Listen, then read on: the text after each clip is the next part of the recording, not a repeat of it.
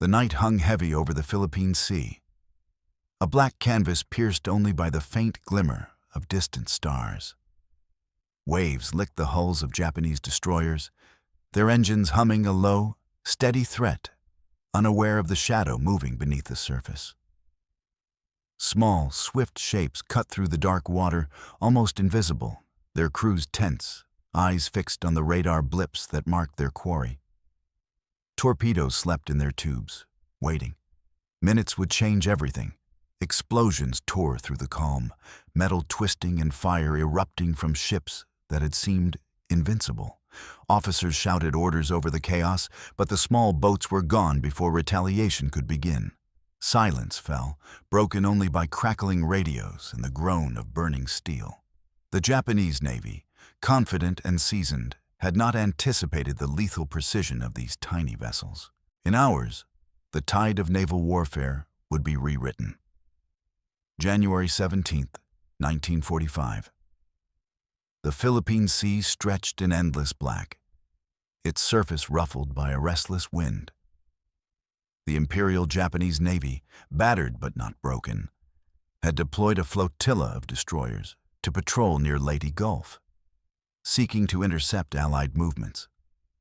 Intelligence had not indicated the presence of the small, elusive PT boats that would soon strike with deadly efficiency. The destroyers, bristling with 5-inch guns, torpedoes, and anti-aircraft batteries, exuded confidence born from years of combat in the Pacific. Their radar screens glowed dimly, casting green reflections on anxious faces, officers consulting maps and charts in the cramped bridges. Below decks, sailors checked ammunition and fuel, the hum of diesel engines vibrating through the steel hulls, oblivious to the tiny predators approaching. Farther west, American commanders in the shallow, agile PD boats were acutely aware of the risks. Each vessel carried only 4 torpedoes, and every decision demanded precision. The crews had trained for months in maneuvers designed to evade sonar detection and outrun enemy fire. Tension was palpable, the smell of salt, smoke, and oil heavy in the air. The boats cut through the waves silently, their silhouettes almost merging with the darkness. For these young sailors, victory meant mastery over the elements, timing, and nerves. Every ripple of the sea could betray them or conceal their advance. By late evening, the destroyer's formation had tightened, expecting routine patrols rather than a sudden, orchestrated assault. The Japanese officers discussed supply runs, scouting reports, and potential encounters with submarines, unaware that their lives were about to be measured in minutes. The PT boats, smaller than lifeboats yet packed with explosive power, had already positioned themselves along likely attack vectors. Their strategy relied on speed, surprise, and the narrow window in which destroyers could react. Outside, waves tossed debris and foam, masking engine sounds. The night's darkness, once a barrier to vision, became a weapon for those who knew its secrets. When the first torpedo struck, metal screamed and water erupted, flinging sailors and equipment into the sea. Fire spread across decks with frightening speed, the wind carrying smoke into the night sky. Officers tried to regroup, shouting orders over the din of explosions. But the scale of destruction exceeded anticipation. Moments before, they had been commanding masters of the sea. Now, they were struggling against invisible, lethal adversaries. In the shadows, PT boats retreated, almost ghosts, leaving chaos in their wake, proving that size and firepower were not always decisive. By dawn, the full scale of the night's ambush became clear. Japanese destroyers that had dominated previous engagements now lay crippled or burning, their silhouettes jagged against the rising sun. Smoke twisted into the sky, mingling with morning mist, carrying the acrid scent of oil and gunpowder across the water. Survivors clung to rafts, ropes, and floating debris, shivering from shock, seawater, and the cold wind whipping over the waves. Every detail of the assault had been executed with precision. The PT boats had struck at angles that minimized the chance of counterfire while maximizing destruction. Naval logs and after-action reports later confirmed the sequence. The torpedoes had hit engine rooms, magazines, and fuel tanks with uncanny accuracy, igniting secondary explosions that tore through decks. The destroyer's main guns, capable of devastating firepower, were largely ineffective because the attackers vanished before counterattacks could be organized. Radar operators, overwhelmed by fleeting blips, recorded only fleeting glimpses of the fast-moving boats. Officers scribbled notes in frantic attempts to understand the impossible. In the hours following, Allied command assessed the significance of the action. PT boats, once considered minor players, had demonstrated their potential to neutralize vessels many times their size. Strategically, the ambush forced Japanese forces to reconsider their assumptions about night patrols and coastal defenses. Orders were issued to deploy additional reconnaissance, reposition assets, and implement stricter anti-torpedo protocols. But the psychological impact weighed heavily. Confidence in the invincibility of destroyers had been shaken, replaced by caution and fear of unseen threats. Individual accounts preserved in diaries underscore the human element of the battle. Sailors recounted the sudden eruption of explosions, the roar of twisting metal, and the frantic scramble to abandon ship. The roar of engines, the slap of waves, and the crackle of fire created a chaotic symphony of survival. PT boat crews later described navigating by moonlight, feeling the pull of currents and the spray of the sea, hearts pounding as they watched the results of their attacks unfold.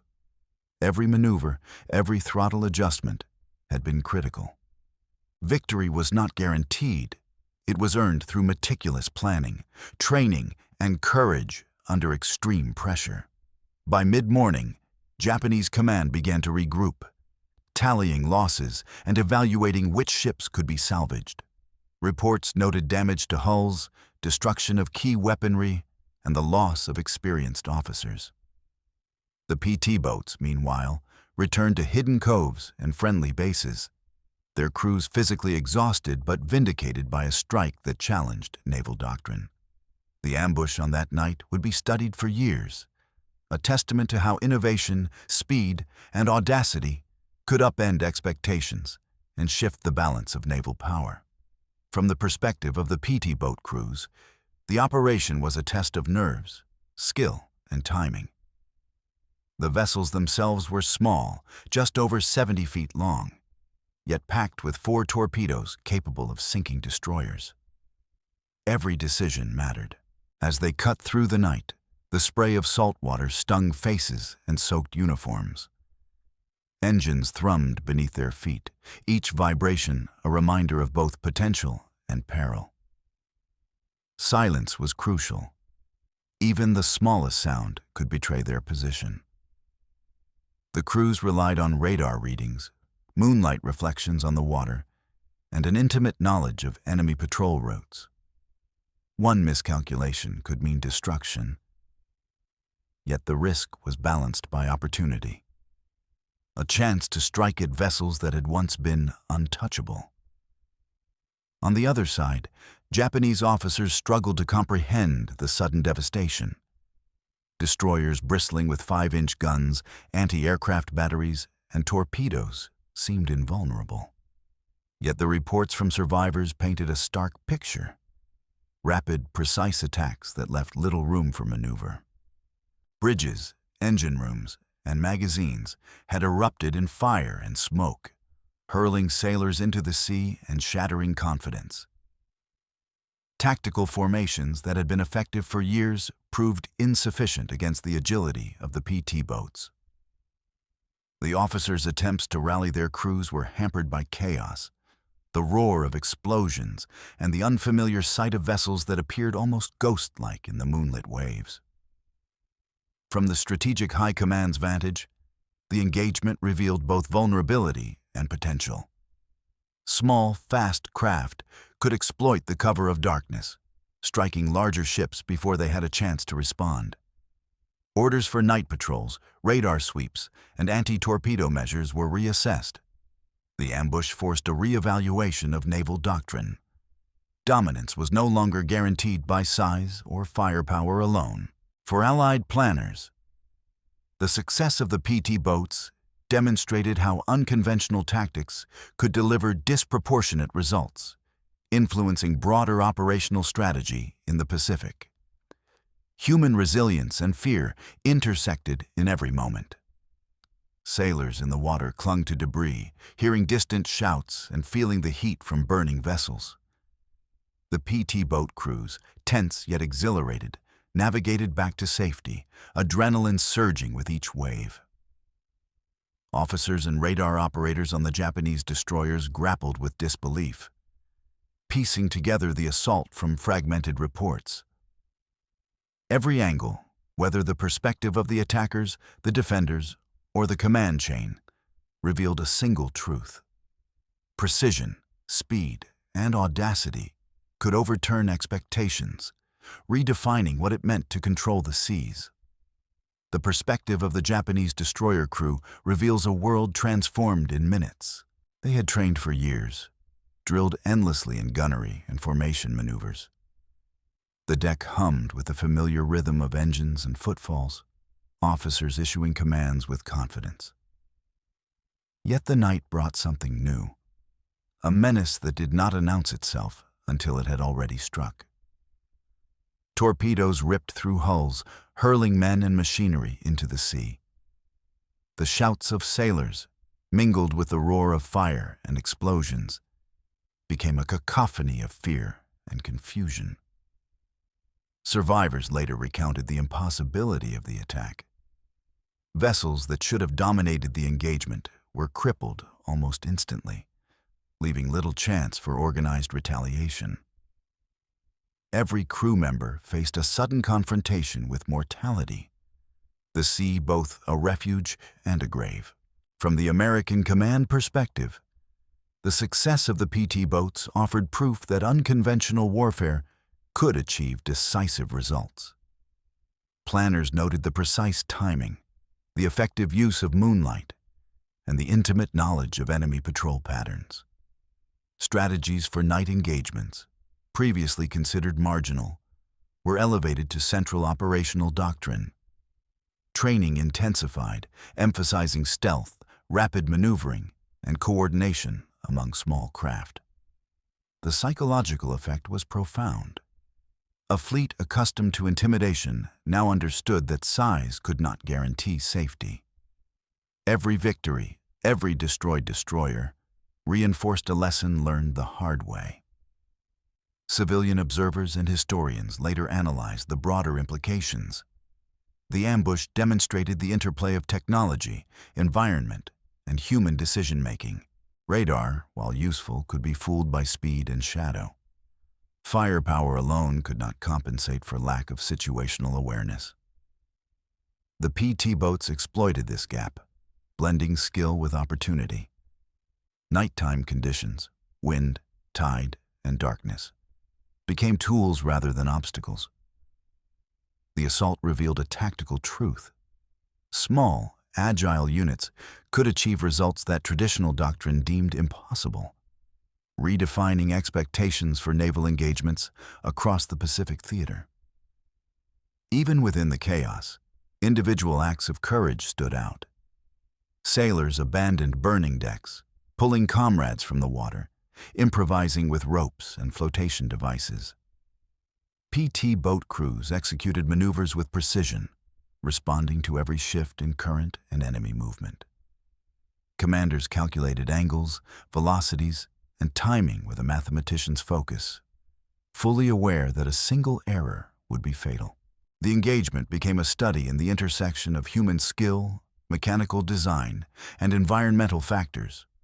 A brief, intense moment that revealed both the fragility of the powerful and the potency of the small. Across every vantage point, the same realization emerged. Dominance could no longer be measured purely by tonnage or armament.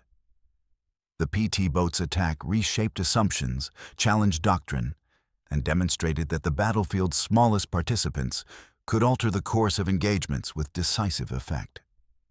In the darkness, the balance of power had shifted, and the lessons would echo through the Pacific for the remainder of the war. The first torpedo found its mark at 02:15 hours, striking the forward engine room of a Japanese destroyer.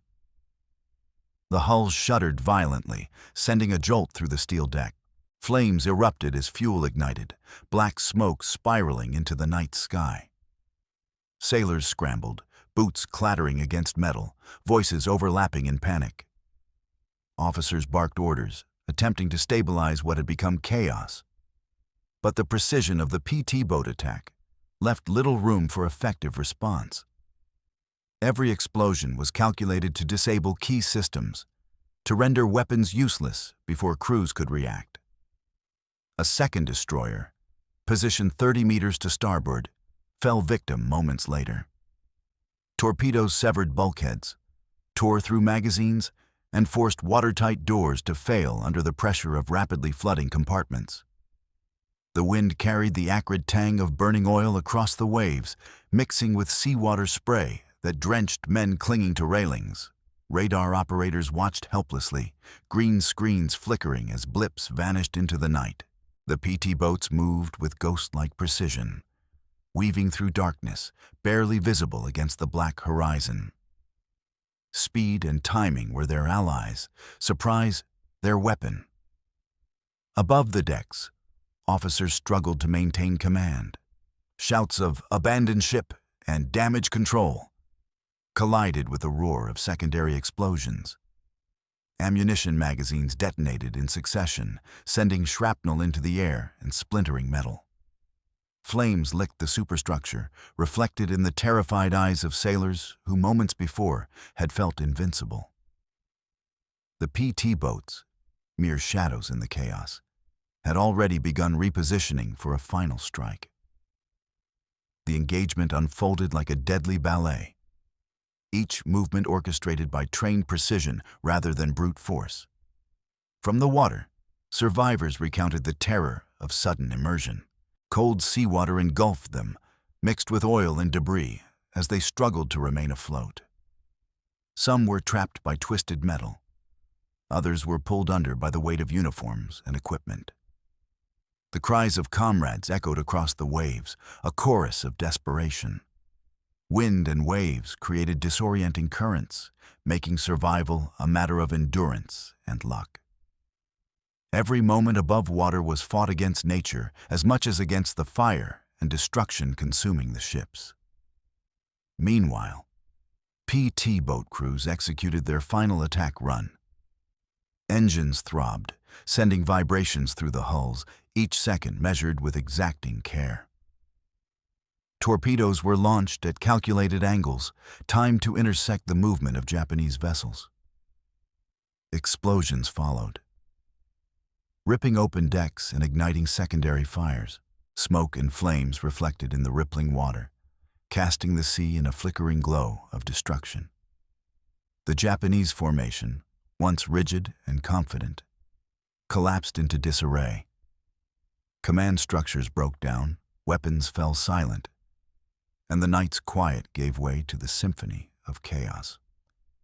By 0300 hours, the assault had achieved its decisive effect.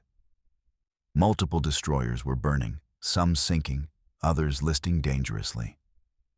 The PT boats had vanished into the shadows, leaving behind a transformed battlefield. Japanese officers and sailors struggled to comprehend the speed, precision, and audacity of the attack. Logs and after-action reports would later record the scale of destruction, the efficiency of the small craft, and the unprecedented nature of the ambush. For the first time, the might of destroyers was challenged in such a concentrated, lethal fashion, proving that innovation and daring could rewrite the rules of naval warfare. As the first hints of dawn touched the horizon, the Philippine Sea remained restless, waves slapping against the burning hulks of Japanese destroyers. Smoke hung heavy, thick and black, curling upward and mixing with the morning mist. Fires raged across decks, turning steel into molten shapes that groaned and twisted under the heat. The PT boats, now nearly invisible in the waning shadows, had executed their final maneuvers with flawless timing. Every torpedo had hit its mark, every approach calculated to minimize exposure, leaving nothing to chance. The surviving Japanese sailors faced an unprecedented ordeal. Water-flooded compartments where men had taken cover. Ladders and railings burned under flames that leapt unpredictably. Officers struggled to coordinate damage control, but panic and chaos undermined every effort. The roar of engines from ships still attempting to maneuver collided with the crackle of fire, while secondary explosions scattered debris into the sea. Those who survived the initial strikes clung to life rafts, ropes, and floating wreckage, their hands scorched, bodies bruised, and spirits shaken. Each wave threatened to capsize rafts or drag them away from safety.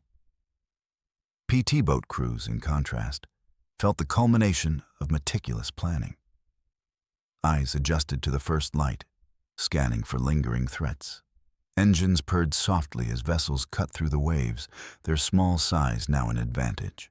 They had struck decisively, demonstrating the power of speed, surprise, and coordination.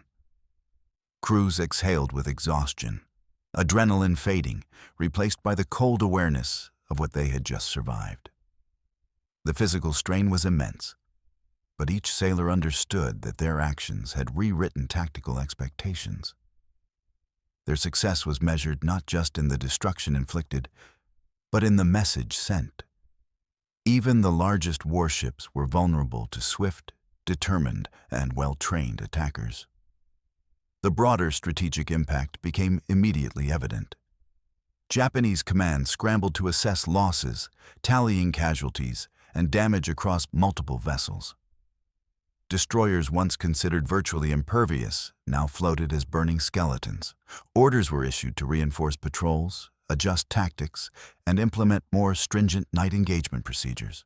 Across the Pacific theater, naval planners noted the efficiency and audacity of the attack.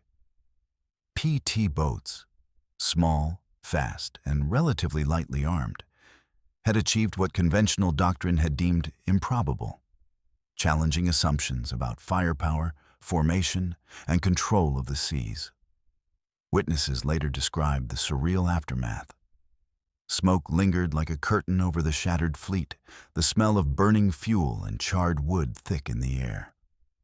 Twisted metal reflected sunlight in jagged, blinding flashes. In the water, sailors drifted silently, waiting for rescue, some clinging to life for hours. The PT boats had disappeared, leaving nothing but wreckage and a profound sense of awe at the effectiveness of their attack.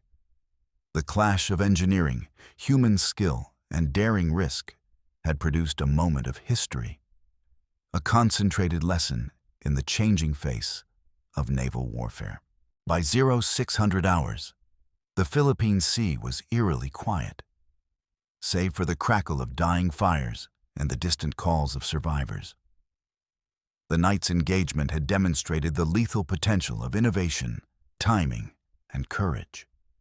In mere minutes, the PT boats had shattered the dominance of destroyers, leaving Japanese command reeling and Allied forces emboldened. The battle, brief yet decisive, would be studied for years, a testament to the fact that, in war, agility and audacity could outweigh size and firepower. The Philippine Sea, once calm and dark under night's cover, now bore the scars of devastation. Burned-out hulks of Japanese destroyers floated listless, their twisted superstructures reflecting in water still stirred by residual waves.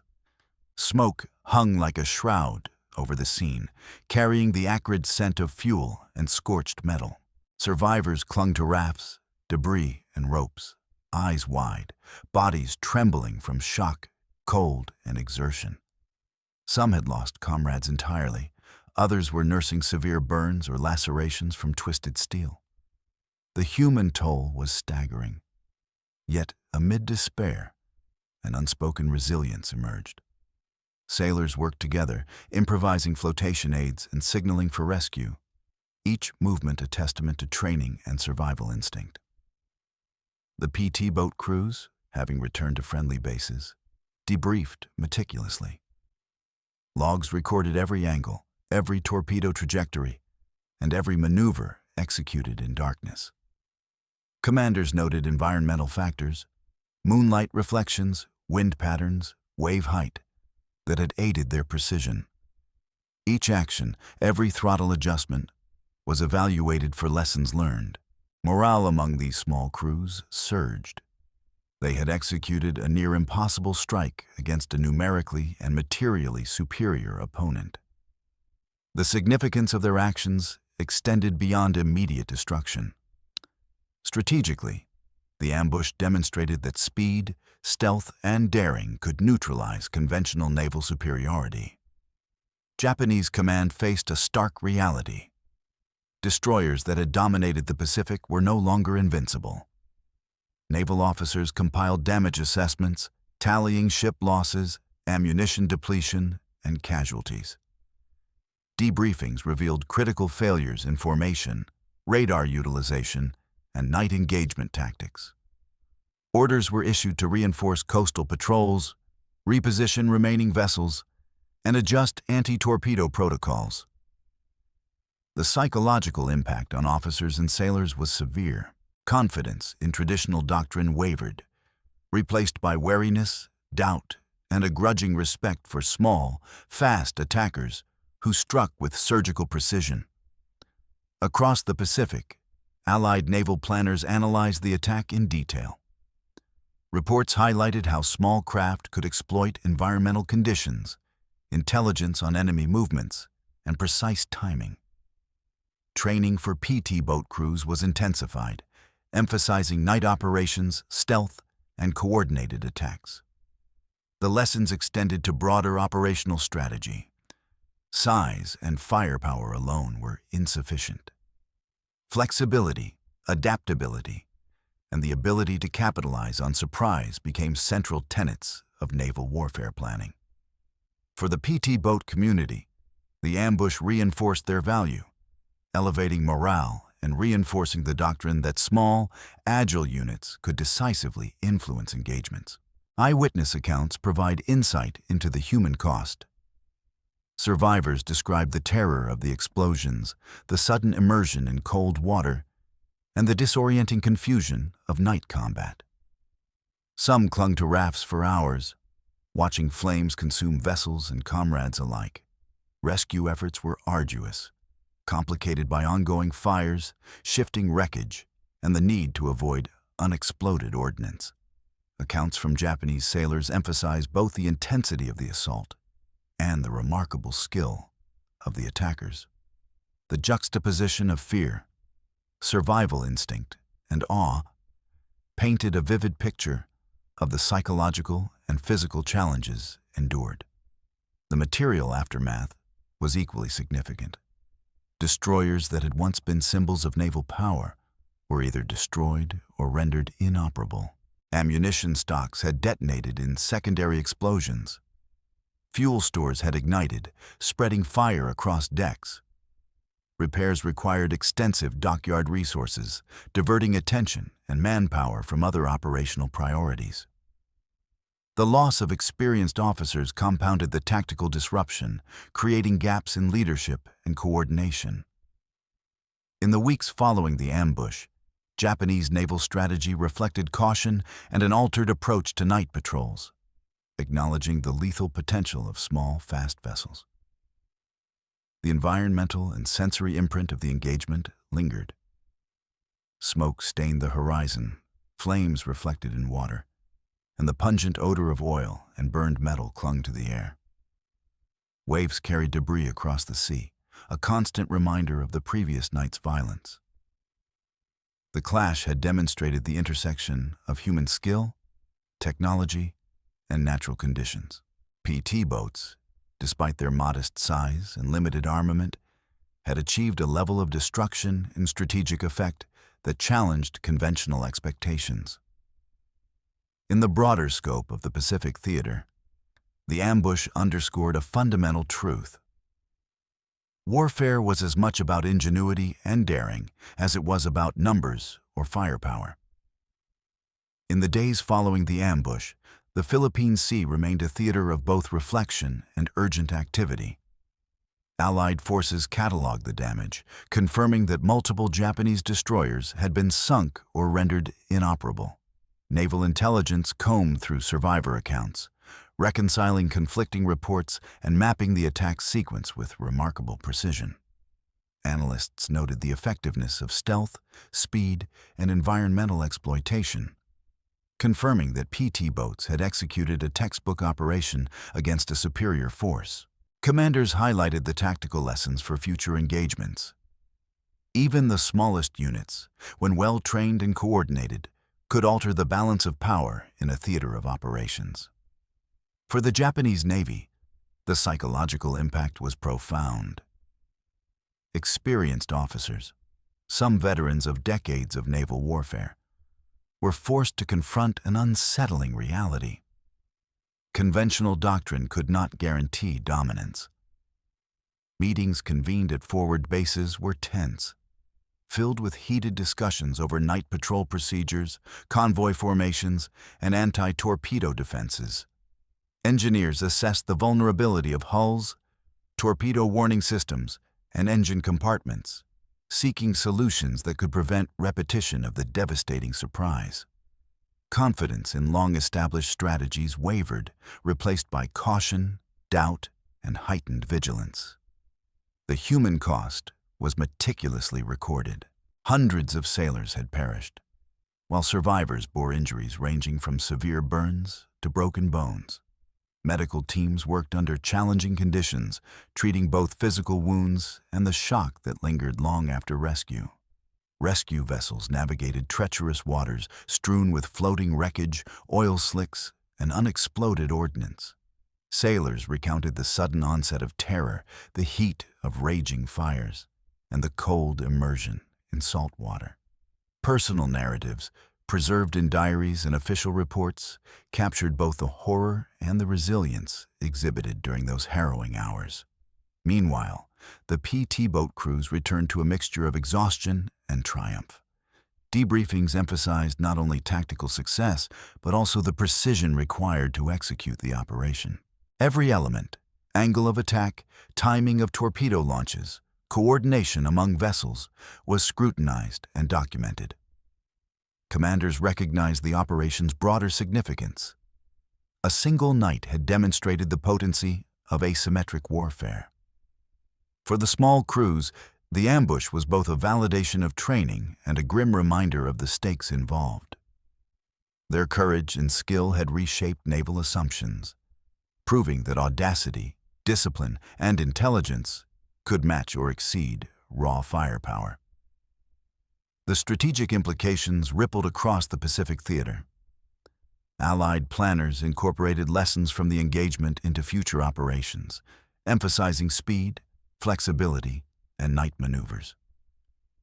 Small craft training intensified, radar use was refined, and tactical coordination across units became more precise. The attack had shifted perceptions of what was possible in naval warfare, challenging assumptions about invulnerability and reinforcing the importance of adaptability. In operational reports, analysts highlighted how PT boats could disrupt supply lines, ambush larger vessels, and exert a psychological effect disproportionate to their size.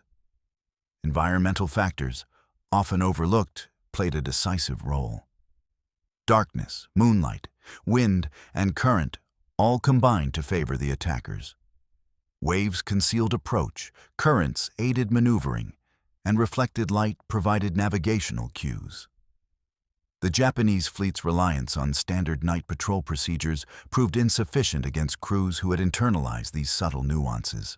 The engagement became a case study in the integration of human skill with environmental awareness, illustrating that warfare demanded mastery not only of technology, but also of context.